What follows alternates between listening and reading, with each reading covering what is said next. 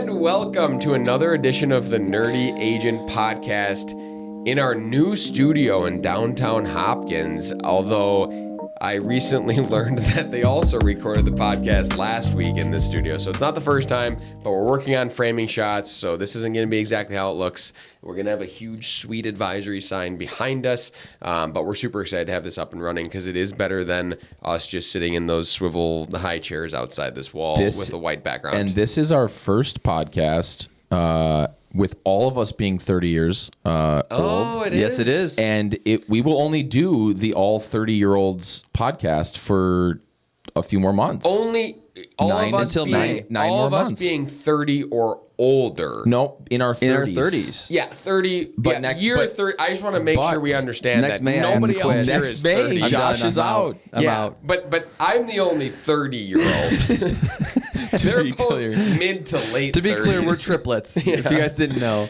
Mid to late 30s. I'm still the youngest. We just learned about the Federal Reserve. Should we talk about it? Yeah, let's talk about it. So today we're going to talk about the Fed. We're going to talk about interest rates, a few different metrics that everybody looks at in order to determine where the economy is at. To start, tell me what the Fed does. They have three key objectives for monetary policy that were established when there was I believe it was a banking panic in the early 1900s. Their goals are to maximize employment, stabilize prices, and moderate long-term interest rates. So, I mean, in reality, a lot of what they're doing is trying to keep rates on everything, call it credit cards, auto loans, mortgage rates, any interest rate at a number that they feel is necessary to maximize employment and stabilize prices. So we talk a lot about inflation. We've talked about unemployment before. Those are the two main things that they're looking at when they make their decisions, when they say the things they say, and when they actually cut or raise the overnight interest rate. So that's really what they're responsible for. And what are the headlines that are coming out recently about the Fed? Like, why are we talking about So this? they recently met and they decided to keep interest rates steady. That's important because there's been obviously a lot of pressure coming from the administration for Powell to lower rates in an effort to spur the economy. And there's been a lot of headlines around just kind of the relationship between the administration and the Fed. The Fed obviously is politically independent and has been historically. Which is a very important feature of the Fed because we can talk about that. There's a reason for that because they don't want administrations to be able to influence what the Fed does because then obviously at all times most administrations, left and right, Democrat and Republican, would just want the Fed to do whatever it would do to make the economy look as good as possible. Well, and Powell said yesterday that political independence gives central bankers the ability to make these very challenging decisions in ways that are focused on data, the evolving outlook, the balance of risks, and not on political factors. Mm-hmm. If you were not to have that, thered be a great temptation, of course, to use interest rates to affect elections, for example. Mm-hmm. And I think that's very important. So that was a little bit of a, polite way of him putting his middle finger up towards the administration because he is probably frustrated by some of the things that he's being told, given the structure that's supposed to exist within the Federal Reserve. But it does seem like there's, kind of a lot of noise surrounding interest rates specifically and what the administration wants versus what the Fed thinks is right. And that's going to continue to be a clash going into next year when his term ends. And when Powell's term ends? Yes. May of 2026. It will be the first time we are going to see, for the first time, this role. I mean, it's been politicized, of course. The president is the one who selects the Fed chair, correct? Nominates. Yeah. Nominates. But and goes through the House how many times has a nomination failed? I bet it's zero. Yeah, I think so. And so it will be the first time that role gets 100% politicized, and you may see someone come in and just do whatever Trump says, I would imagine. Because you'll be pre-midterms at that point, right? So if it does go through a nomination process, there will be the partisan structure that we have today, unless there's partisan frustrations that may cause that to be... I know. We'll be interested to see the political That's going to be a very interesting podcast when we get to that time. I mean, there's been rumors about him firing. I remember one day I woke up, my Wall Street Journal popped up 2 headlines. It said, Trump plans to fire Powell. And then it said 15 minutes later, Trump does not plan to fire Powell. The horse has fired the horse catcher. It was just funny that it was within 30 minutes that had happened. So, I mean, it's possible that could happen before then, even though it's not supposed to happen. But you never know. Long story short, though, so the Fed met, and then they come out, and what did they say? Like, what was their decision? So they kept rates the same, which is not what the administration wanted. They've been, like I said, they've been advocating for lower rates. The thought process, Powell's note was, higher tariffs have begun to show through more clearly into prices of some goods, but their overall effects on inflation and the economy remain to be seen. Their effects on inflation could prove to be short-lived, but it is possible that inflation effects could be more persistent. We'll do what we need to do to keep inflation under control. Do you want to hear one on back on that topic of this getting politicized as well? Is Jerome Powell seems he's just not going to do it. He's going to do exactly what in his economic brain he thinks is best. But Vice Chair of Supervision Michelle Bowman and Governor Christopher Waller, who are both in the running for President Trump's nomination to replace Fed Chair Jerome Powell, voted to lower rates following an immense pressure campaign from the president. First time in more than 30 years that two people have dissented from the decision. They voted to lower. They're essentially running for the job before the job is available. They're like on the Fed chair board, yeah. And it's the first time that two people have dissented from what actually happened in more than 30 years. Time out. When the Fed meets, how many people are on this board? I don't know. They're making a vote. Do they just like talk and then they go, let's vote on it? Is that what happens? Everyone said is that how the decision is made? Everyone said their piece. It's 12 members. There you go. Yeah. And they all vote, and then whatever, is that like how it's decided? I bet it's if it's a 6-6 tie, then the chair decides, right? I should do more research before giving a strong voice on that. We should do a podcast about how that decision's made, because we could also go through the history of like how the Fed got created and the whole conspiracy theory behind that. The Titanic, yeah. There's a lot in there. I was just reading about it. But so the Fed did not change the rates. What did they talk about what the plan would be for the future and what they're going to be looking at for potentially, I guess, lowering or raising or leaving them the same? He usually gives some sort of an outlook. It seems like September, like that's what everybody's been saying, is that September would be the time when they're very likely going to drop the rates. But like we had another article that we were going to discuss in here that shows like the economy's doing like super well. The GDP numbers looked good. So that's the thing about this. Like, if you're Powell, and this is like, if you're just taking all the noise out and saying, what's the logical thing to do? Inflation's continued to increase, right? It's a little bit better than we hoped it would be. But you had an interesting tidbit on that. The yesterday. CPI data is underreported, so they're using only like 65% of the reportable data to make those decisions now. So they don't even have 30-some% of the data. Did you look at the website that I sent you guys? Trueflation.com? Yeah. That's actually taking aggregated prices across the entire internet. It's like an AI platform. Yeah. And they had inflation way lower, like under 1.5, like in the past few months. And now it's up. And now they have it at 2.04. Yeah. So I think, but if you think about it this way, is if inflation is still like in a spot that they're thoughtful about, if tariffs, which they got more announced yesterday, are still happening or going to happen or might happen, who knows? And if the GDP is strong, what incentive does Powell have to do anything?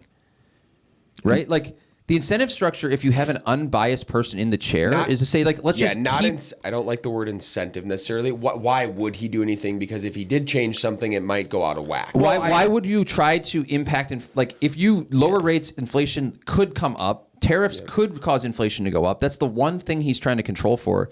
And the economy is strong, so there's nothing needed to boost the economy. No. Just leave it alone. Yeah, it is, and it's interesting that Trump is very fascinated with this concept of cutting the rates when the GDP did go up by 3% against a consensus of 2.3% in the second quarter. Well, there's the debt component too on the rates, which is a whole separate thing. There's definitely a debt component. They said that they are expecting. Did I read $300 billion in tariff income so far on the deals we've worked out per year? Potential, yeah. Yeah. So I mean, and they've said the funny one. They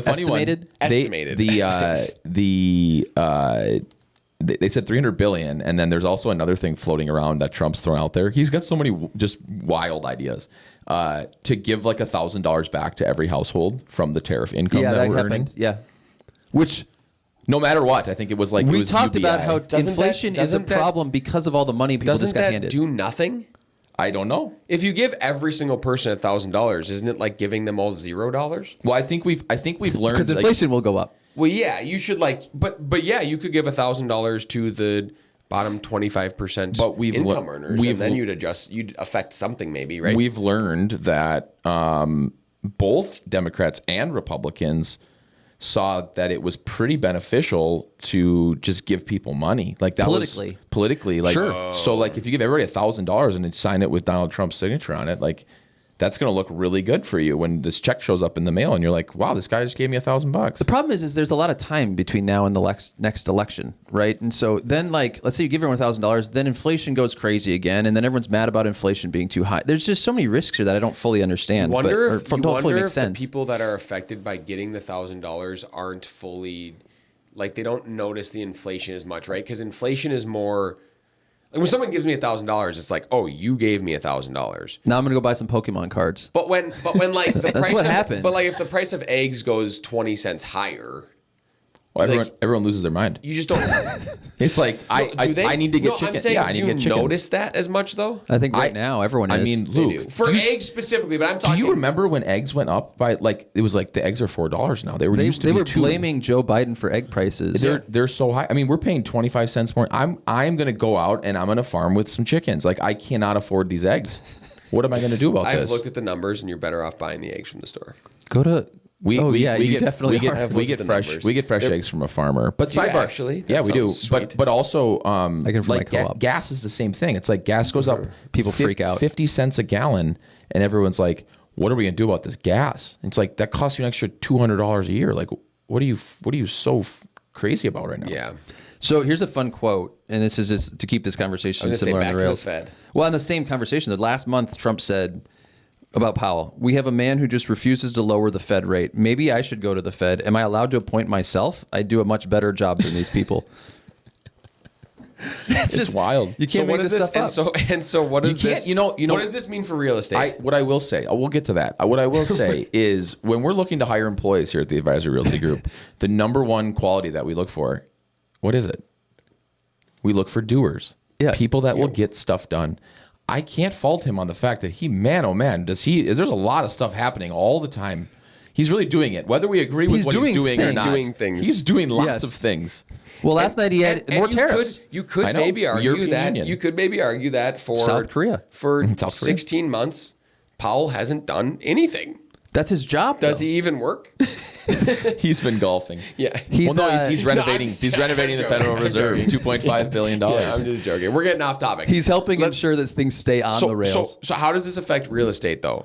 And the 30-year interest rate, let's just say. It's just going to stay the put same. until again, what we've seen is estimate thing. That's what always happens. Somebody says, I think it's going to be this much I think they're going to do this. I think this person's going to do this. I think this sector is going to go this direction or that direction, whether it be unemployment, whether it be inflation, whether it be CPI or PPI, or what is the Fed going to do? Mm-hmm. They're all estimate thing. And when the thing matches the estimate, then nothing happens. But when the thing does not match the estimate, then something happens. Like the S&P 500 is up 1% today. Well, It was down yesterday, it's though. opened. It was down yesterday. 50 bips it But dropped. when did the GDP numbers come out? Overnight? No, the GDP in the morning. So then the S&P started hot, and then this all happened, and then the S&P went down, And then now he struck some deals. Like it's like you see what's going on here, and it that's what impacts the stock market, obviously. But we've always talked about the bond market is what impacts interest rates, and that's what impacts us in real estate. And so when Powell comes out and says we're not doing anything,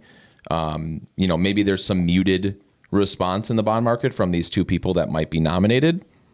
That's the only question is at some point, because we think that the chair will change, As we get closer to that date, I bet it does start to impact things. because the bond yields are going to assume that change is happening, and therefore rates are going to come down, and therefore I think mortgage rates will start coming down probably Q4 of this year, on the assumption Did that you say it was by summer of next year, middle of 26? That's I when thought it it's was changing. May of 26 was when the next term ends. That'll also be the last podcast when we're all in our 30s.